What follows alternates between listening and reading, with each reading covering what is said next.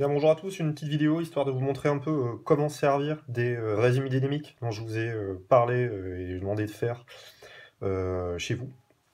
Donc déjà, première chose, c'est que les formes qui sont utilisées ont une certaine cohérence par rapport à ce que vous devez connaître. La chaîne d'énergie, on a 4 fonctions, et là, la forme que vous avez, c'est un rectangle. Donc un rectangle à 4 côtés. Et la chaîne d'information, où on a 3 fonctions, le triangle a 3 côtés. Donc 3 côtés, 3 fonctions, 4 côtés, 4 fonctions. Donc ici, l'objectif, c'est quoi? C'est que vous puissiez vous interroger tout seul. Avec une première interrogation que vous pouvez avoir, c'est chaîne d'énergie, là, quelles sont les 4 fonctions? Donc alimenter, distribuer, convertir, transmettre, alimenter, distribuer, convertir et transmettre. Super, une fois que vous avez bien mémorisé ça, vous pouvez quand même, ce qui est important, savoir exactement ce que ça veut dire que alimenter et distribuer, convertir et transmettre. Donc là, vous essayez de voir, alimenter, c'est quoi? Ah, je me souviens plus, tiens, ah, c'est donner l'énergie pour faire fonctionner l'objet. Ah oui, c'est vrai, hop. Et vous pouvez comme ça vous interroger successivement ici pour les différentes notions. Donc faites attention quand vous le repliez à le mettre vraiment dans l'ordre transmettre, convertir, distribuer, alimenter, histoire que quand vous l'ouvriez, vous avez bien alimenter, distribuer, convertir, transmettre. C'est dans cet ordre-là en général, pour beaucoup d'objets techniques. Après, vous pouvez avoir quelques exceptions.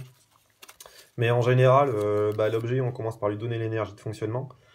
Cette énergie-là, on va essayer de réguler l'apport en énergie pour pouvoir la convertir, et après parfois on va la transmettre. D'accord? Donc là, vous avez bien vos 4 fonctions qui ont tendance à être dans cet ordre-là. De la même façon, pour la chaîne d'information, donc vos 3 fonctions, vous posez à nouveau la question, donc c'est acquérir, traiter, communiquer. Alors là, par contre, c'est toujours dans cet ordre-là, parce qu'il faut bien recevoir des informations pour savoir ce qu'il faut faire derrière, et après pouvoir les communiquer si jamais il y a besoin.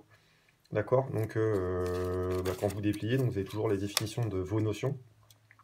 D'accord? Donc les patrons, vous les avez sur mon site. Donc soit vous les imprimez si vous avez une imprimante à la maison, mais c'est pas forcément le cas, donc vous pouvez les faire tout seul, hein, les patrons, c'est quand même pas très compliqué à faire.